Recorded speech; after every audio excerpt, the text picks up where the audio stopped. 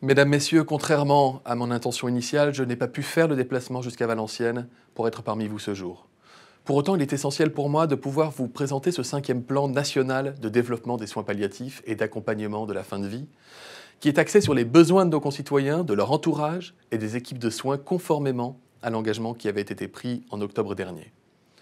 À ce titre, je tiens à remercier les 2 pilotes de ce plan, les docteurs Olivier Mermet et Bruno Richard, pour la très grande qualité de ce travail et le respect scrupuleux du timing.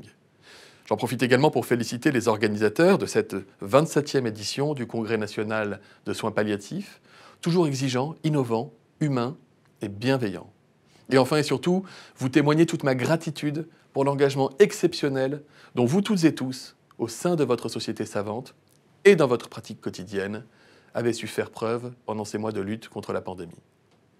Ce nouveau plan, dont la feuille de route a été structurée conformément aux orientations stratégiques fixées, a également su tenir compte des enseignements des mois qui viennent de s'écouler et ainsi mettre en valeur les initiatives et les organisations innovantes ayant fait la preuve de leur efficacité ces 2 dernières années. Vous le savez, cette feuille de route, c'est une trame pour engager des actions socles et les décliner en mesures opérationnelles qui seront sur la période 2021-2024 autant d'objectifs à atteindre. Cette trame, elle s'articule autour de 3 axes principaux. Tout d'abord, l'appropriation des droits en faveur des personnes malades et des personnes en fin de vie. Ensuite, l'expertise en soins palliatifs, la formation, la recherche. Enfin, le parcours de soins gradué qui garantit une offre de proximité, le recours à l'expertise et la coordination notamment avec la médecine de ville. Il s'agit de poursuivre la dynamique héritée des précédents plans nationaux et de garantir à tous nos concitoyens l'accès aux soins palliatifs et à l'accompagnement de la fin de vie sur l'ensemble de nos territoires. C'est la priorité que je souhaite assigner à ce plan, l'accessibilité territoriale, la capitalisation du maillage des équipes de soins palliatifs et de leurs compétences. C'est ainsi que l'on pourra diffuser davantage encore la démarche palliative et garantir l'appropriation de dispositifs et de protocoles conçus pour proposer les soins et l'accompagnement adapté à tous nos concitoyens. Les soins palliatifs, ils sont indispensables à notre système de santé. Ils sont l'expression de notre système de soins solidaires. Ils sont également le socle à partir duquel il est possible de réfléchir sereinement aux questions légitimes d'évolution qui se posent à notre société, jusqu'aux questions qui apparaissent légitimes pour certains et inquiétantes pour d'autres. À intervalles réguliers, dois-je le rappeler, la question de la fin de vie et des réponses que nous lui apportons se pose, comme c'était le cas il y a quelques semaines encore au Parlement. Cette question est légitime. Elle nous enjoint aussi à veiller à ce que les dispositifs déjà existants soient mis en œuvre sur le terrain de manière opérationnelle. L'égalité républicaine exige que nous garantissions l'accès aux soins palliatifs en établissement de santé, mais également sur les lieux de vie que sont les ESMS ou encore le domicile. Dès lors que la volonté des patients et de leur entourage s'est exprimée, il faut qu'un contact soit pris avec une équipe socle constituée du médecin traitant, d'un infirmier, que celle-ci puisse avoir recours autant que de besoin à des équipes expertes selon l'évolution des besoins de la personne malade. Cela nous ramène à l'essence même des soins palliatifs. Soulager la douleur, apaiser la souffrance physique, psychique, spirituelle, sauvegarder la dignité de la personne malade et soutenir son entourage. Et tel est le sens de la démarche palliative. Une approche centrée tout à la fois sur le soin, sur les valeurs du patient, sur la prise en compte de son entourage et pas seulement sur la seule dimension curative. Nous ne partons pas de rien en la matière. De nombreuses équipes pluridisciplinaires sont déjà mobilisées autour des patients, décloisonnent leurs interventions, utilisent des dispositifs de coordination, stimulent l'innovation. Nous pouvons nous appuyer sur cet existant pour continuer de progresser. L'offre en soins palliatifs a ainsi augmenté significativement avec le dernier plan. 428 équipes mobiles de soins palliatifs adultes sont présentes sur tout le territoire et on dénombre 22 équipes ressources régionales de soins palliatifs pédiatriques. On compte 164 unités de soins palliatifs contre 139 en 2015, au sein desquelles le nombre de lits a augmenté de près de 22% depuis cette même date. Au-delà des USP, le nombre de lits identifiés soins palliatifs a augmenté de près de 12% depuis 2015. Enfin, l'intervention des équipes HAD est en progression constante, plus 25% du nombre de patients suivis en HAD sur la période 2016-2018, 26% de son activité relève aujourd'hui des soins palliatifs. Mais si l'offre de soins palliatifs a augmenté, des disparités persistent.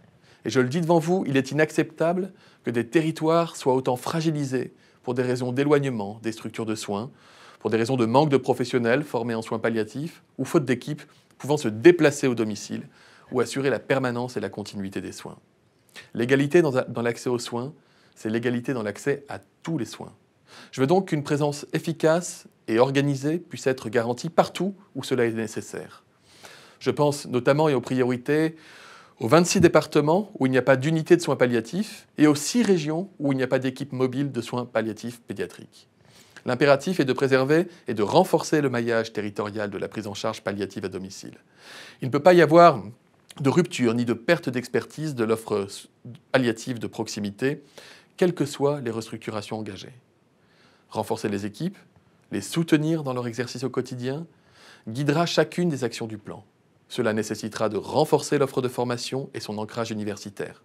Je m'y attelle en ce moment même avec mes collègues du ministère de l'Enseignement supérieur et de la Recherche.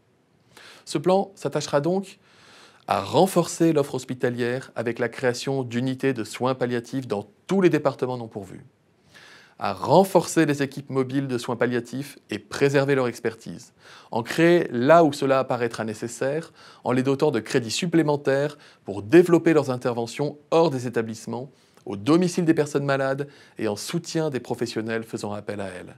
Ces équipes bénéficieront du soutien des dispositifs d'appui en charge, de la coordination des parcours complexes qui en aucun cas ne les remplacent. J'insiste sur ce point, il est important. Le plan permettra également de créer des cellules d'animation de soins palliatifs dans chaque région, pour accroître la lisibilité sur l'offre de soins palliatifs, pour informer et orienter à l'échelle régionale, pour participer au développement de la formation, pour favoriser les partenariats et la coordination. Elles contribueront à clarifier les rôles de chacun, en identifiant les fonctions d'effecteurs de soins, d'appui expert ou de coordination des parcours. Ces cellules d'animation participeront également de la diffusion et de l'appropriation des recommandations de bonnes pratiques professionnelles éditées par la Haute Autorité de Santé. S'agissant de ces recommandations, j'attire votre attention sur celles qui ont précisé les conditions de recours au midazolam, qui sera rendu accessible en ville d'ici la fin de l'année pour améliorer l'accès aux pratiques sédatives palliatives. Cette ouverture passe nécessairement par l'accompagnement des professionnels de premier recours, et notamment des médecins traitants et des infirmiers qui ne doivent pas rester sans appui quand ils accompagnent leurs patients. Le plan va par ailleurs permettre de garantir la permanence de l'accès aux soins palliatifs au moyen d'astreintes dédiées et renforcées par la mobilisation du premier recours et des équipes de HAD compétentes et déjà engagées dans des prises en charge palliatives. Ces astreintes pourront s'articuler avec celles déjà en place sur le territoire ou créées ces derniers mois pour lutter contre la Covid, notamment celles de gériatrie et de cancérologie. Enfin, le plan devra veiller à faciliter l'exercice et valoriser les professionnels libéraux impliqués dans l'accompagnement des situations palliatives, à domicile ou en établissement médico-social, comme c'est déjà le cas avec l'avenant 9 de la dernière convention médicale. Au-delà de ces orientations stratégiques, la mise en œuvre opérationnelle sur le terrain et la structuration des filières palliatives continuent de se faire grâce aux équipes de soins, sous l'égide des ARS, qui devront décliner la feuille de route du plan soins palliatifs dans les PRS en construction pour 2023. À cette occasion, je l'ai dit mais je le répète, il ne devra y avoir aucune rupture de financement, ni de déstabilisation des organisations performantes existantes. Sur ce point, il ne s'agit pas de faire moins qu'avant, il s'agit avec ce plan de faire plus et mieux qu'avant, pour l'accès aux soins sur l'ensemble du territoire. Une autre conviction maintenant en matière de soins palliatifs, je veux parler de l'anticipation des besoins. Leur programmation plus précoce dans les parcours de santé est le fondement de l'amélioration des prises en charge. Elle peut éviter des obstinations déraisonnables et des situations traitées dans l'urgence qui ne satisfont et ne sécurisent personne. Ni les professionnels de santé et les personnels soignants dont je sais l'investissement, ni les aidants qui doivent être confortés dans leur rôle, et encore moins les patients qui sont les premières victimes de ces incertitudes.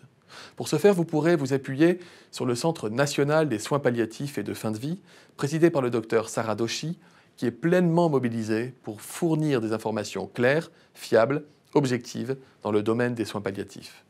Le portail Parlons fin de vie est également à la disposition de tous ceux qui cherchent à mieux comprendre ce que sont les soins palliatifs. À ce sujet, je veux saluer l'investissement du Dr Doshi pour faire du CNS-PFV un centre de référence qui pourra fournir des expertises objectives, des statistiques et se positionner en tant que centre ressource incontournable pour ce qui concerne l'information et la communication en direction des usagers. Il pourra également jouer un rôle dans le dialogue ouvert à tous qui doit s'engager pour soutenir la réflexion sur l'intégration de la fin de vie dans le parcours de vie. même si je sais que le travail est encore en cours sur ce dernier point, je veux vous encourager et vous dire qu'il retient toute mon attention. Enfin, mais c'est une lapalissade, ce plan devra pleinement s'articuler avec les autres programmes, plans, feuilles de route conduits par le ministère, dans une démarche résolument transversale avec le souci constant de réduire les inégalités et d'aller vers les publics les plus en difficulté et éloignés du soin. S'agissant des moyens maintenant, 171 millions d'euros sont programmés sur la période 2021-2024, dont 59 millions de mesures nouvelles. Dès 2021, près de 5 millions sont priorisés sur le renforcement des équipes mobiles de soins palliatifs. Ils deviendront 16 millions d'euros de mesures nouvelles en 2022. J'attire votre attention sur le fait qu'il s'agit ici du 5e plan consécutif, qui déploie à chaque fois des moyens supplémentaires, qui viennent s'appuyer sur des acquis en termes d'organisation, d'augmentation constante de l'offre, d'organisation, je le disais, graduée des soins palliatifs et de constitution des équipes. D'autres financements viendront accompagner le plan, comme les astreintes de gériatrie initiées pendant la crise sanitaire. Il s'agit là des 180 astreintes de soins palliatifs, le plus souvent combinées aux astreintes en gériatrie. 7 millions d'euros ont ainsi été alloués en 2021 dans le cadre des mesures Ségur destinées à prendre en charge les personnes âgées. Le déploiement de la feuille de route HAD procède de la même logique. Le COPIL du plan soins palliatifs va pouvoir se tenir dans les jours qui viennent sous l'égide des pilotes afin de préciser les actions à décliner de manière très opérationnelle en mobilisant tous les leviers à notre disposition. Je sais qu'Olivier Mermet et Bruno Richard ont prévu de détailler dans ce congrès l'ensemble des mesures du plan et les modalités précises des travaux qui vont associer l'ensemble des parties prenantes. Vous êtes chacune et chacun d'entre vous les artisans de la mise en œuvre de ce nouveau plan. Nous nous devons le succès des précédents. Je sais pouvoir encore compter sur votre pleine implication pour accompagner les ambitions portées par celui-ci. Je vous remercie.